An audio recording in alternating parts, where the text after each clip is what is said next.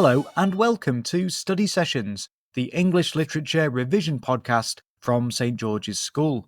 My name is Mr. Boff, and in today's episode, we're going to be taking a close look at the character of Simon in William Golding's novel Lord of the Flies. Over the course of today's episode, we're going to examine Simon's role in the book. We're going to explore his allegorical significance. We're going to unpick and analyse Golding's stylistic choices with a close focus on some key quotations. But we're then going to draw that out into understanding how Simon encapsulates many of the novel's central ideas about human duality, human moral duality, and the innate moral character of human beings. We're also going to, at times in today's episode, try to incorporate some insights from literary critics like Harold Bloom. So lots to look forward to, lots to get into. Let's get started. Simon is introduced in chapter 1 of the novel, not with the assertive, confident energy of Jack or the more measured leadership of Ralph, but with a quiet and at times almost otherworldly presence. Golding describes Simon as a skinny, vivid little boy with a glance coming up from under a hot of straight hair that hung down, black and coarse. He has fainting episodes, but these are unsurprisingly dismissed by Jack. Jack says, quote, "He's always throwing a feint, did in Jib and Addis and at Matins over the Presenter." And these moments initially mark Simon out, this description of Simon marks him out as rather physically fragile. It is instructive, I think, that Jack dismisses Simon. Jack cannot comprehend who or what Simon is, and instead focuses on Simon's physical limitations. But Simon's physical vulnerabilities are contrasted with a spiritual strength that grows more and more apparent as the novel progresses. Critically, Simon is really steeped in allegorical meaning. The literary critic Harold Bloom has likened Simon to something of a Christ-like figure, and Simon can stand in for what Golding himself termed original virtue, that is, a counterpoint or contrast to the doctrine of original sin that Golding saw as inherent in human nature. Let me explain what I mean by that. We can see Simon as embodying all of the noblest human attributes and virtues. And Simon is a reminder that human beings are capable of selflessness, altruism, compassion, and care. And he does stand apart from the boys who, all of the others, are marked by, and this is true also of Ralph and Piggy, are marked by violence and conflict and at times even horrible sadism. So Simon in that way stands apart from the group dynamics of the other boys. There is something about Simon that embodies a spiritual purity, and as we'll look at in a little while, a degree of moral insight that the other boys are either unable or indeed unwilling to comprehend or get their head around. So in this way, we can see Simon as representing not just individual goodness, but a kind of broader critique, if you will, of humanity's failure to grasp its own capacity for evil. Simon isn't just set apart from the boys because of his behaviours in terms of his selflessness and his altruism.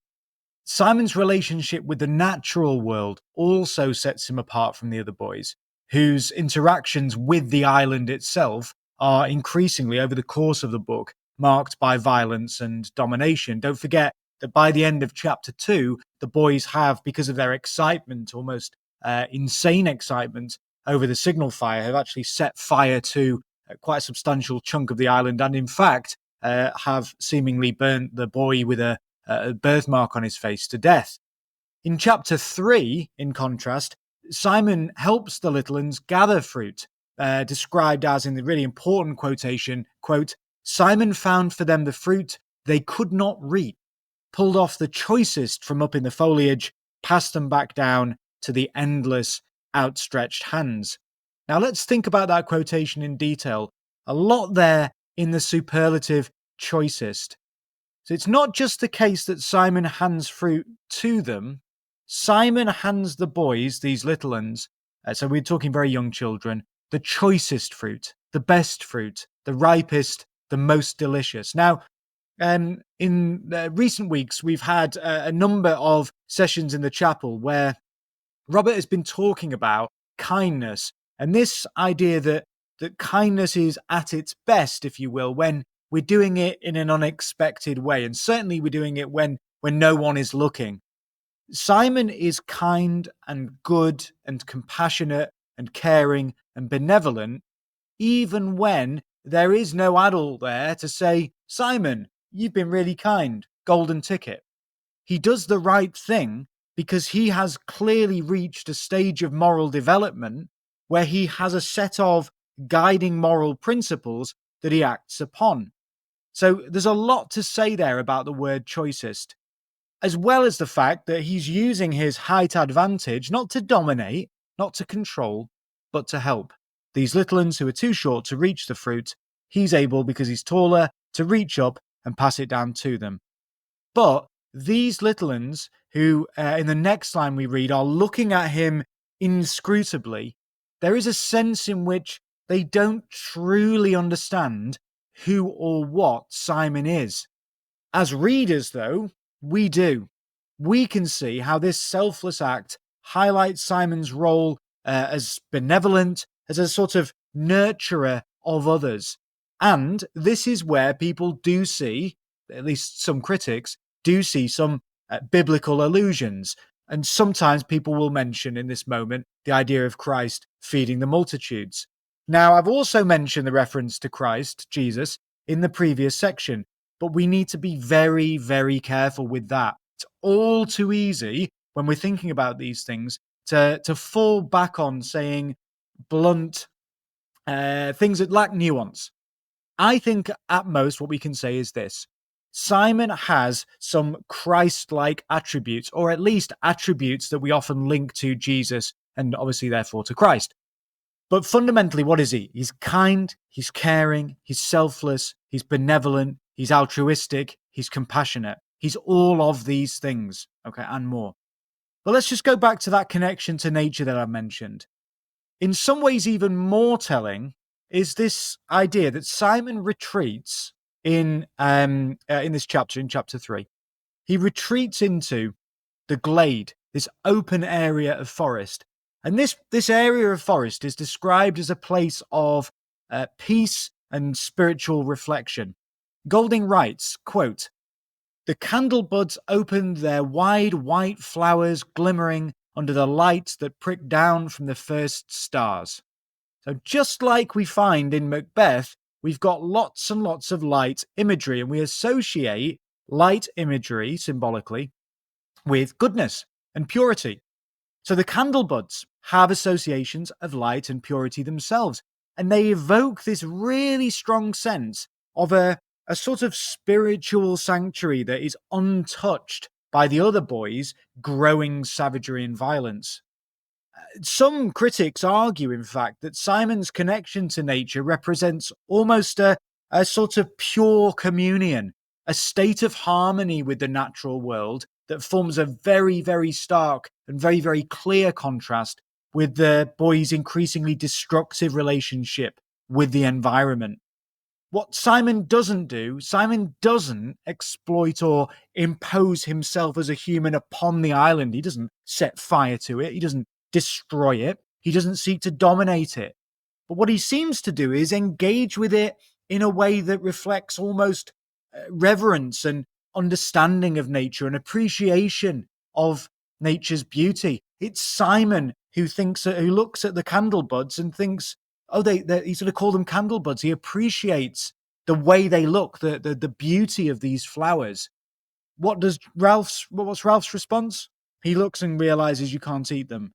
Ever the practical person, but not particularly imaginative. No real philosophical insights from Ralph in that moment.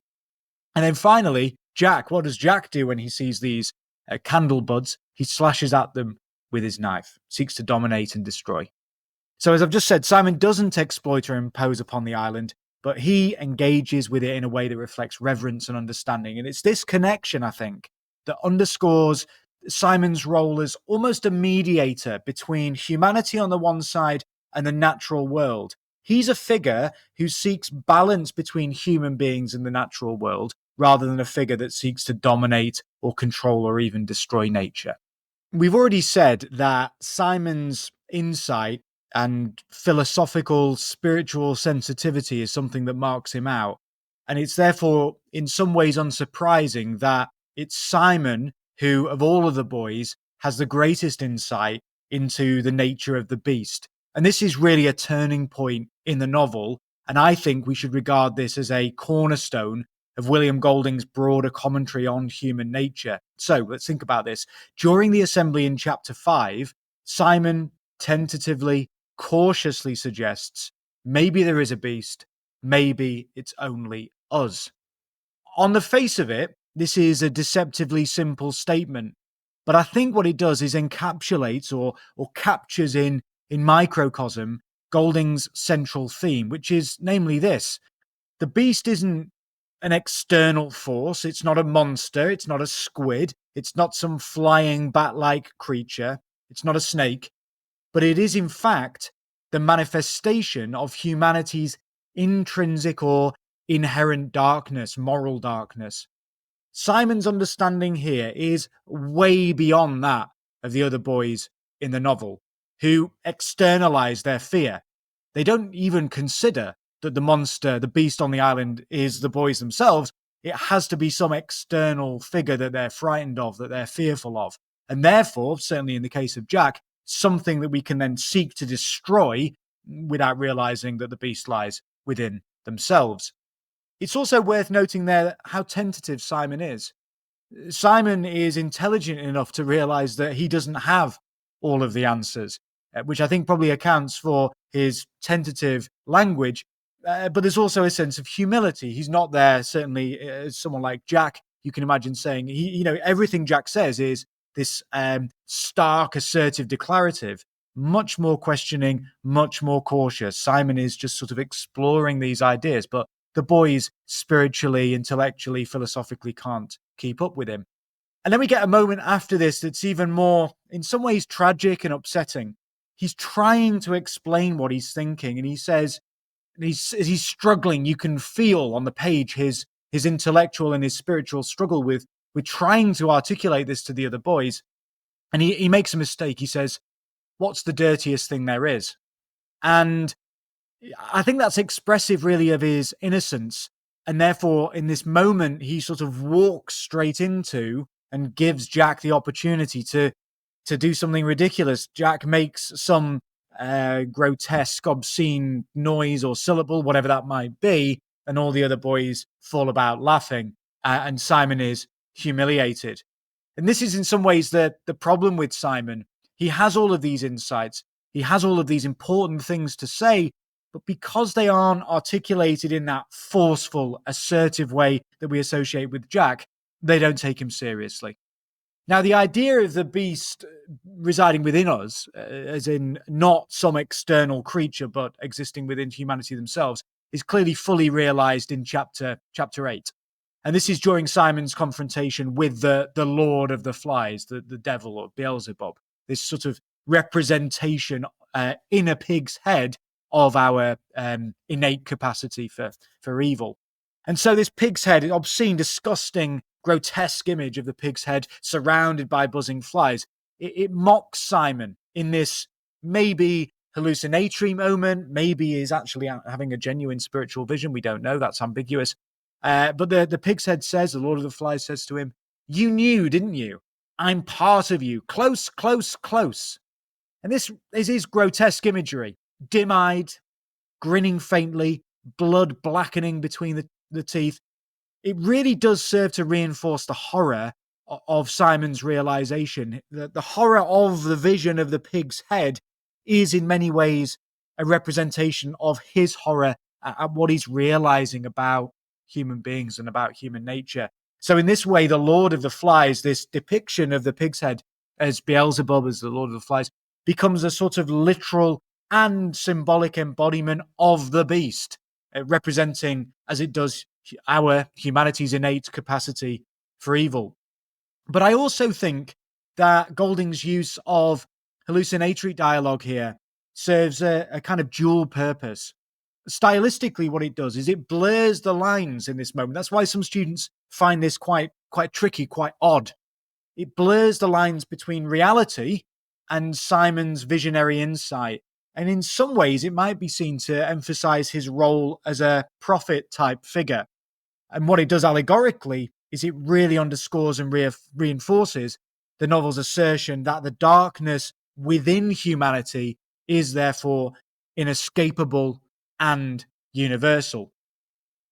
Which brings us on to Simon's death and the cosmic significance of Simon's death. Simon's death in chapter 9 is one of the novel's most harrowing, upsetting, and symbolic moments.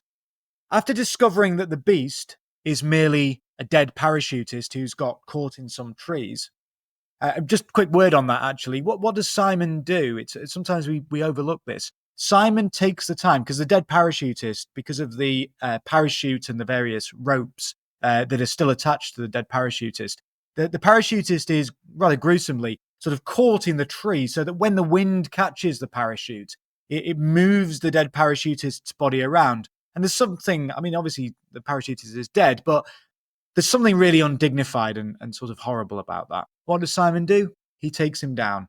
Okay. He disentangles the parachutist from the tree so the body can be laid out. It's a moment of respect for another human being. Is there anyone around to say, well done? Is there anyone around to say, Simon, you should do this? Simon, this will be the right thing to do. No.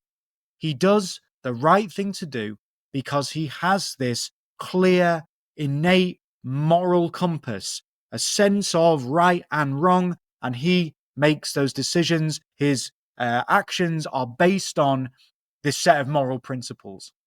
I do the right thing because I know what the right thing to do is. But cruelly, horribly, tragically, Simon stumbles into the boys. Remember, we've got the backdrop of a storm. We've got this frenzy dance. And Simon there wants to tell them the truth. He wants to reveal the truth. He wants to reveal the good news. There isn't a monster. What you thought was a monster is just a dead parachutist. There is no beast. At least there's no external beast. But instead, in this moment, like many prophets, as we find in the Bible, he becomes the scapegoat. He's cruelly mistaken, tragically mistaken for the beast, and he's killed in this frenzied, violent ritual. Golding writes, quote, "There were no words and no movements but the tearing of teeth and claws." Look at that bestial, animalistic diction. Tearing, teeth, claws. In this moment, it strips the other boys of their humanity. It's the clearest demonstration thus far in the book of their complete regression into bestial savagery. But for all of that monstrous violence, and if we think literally what that would do to Simon's body, Simon has been ripped to shreds.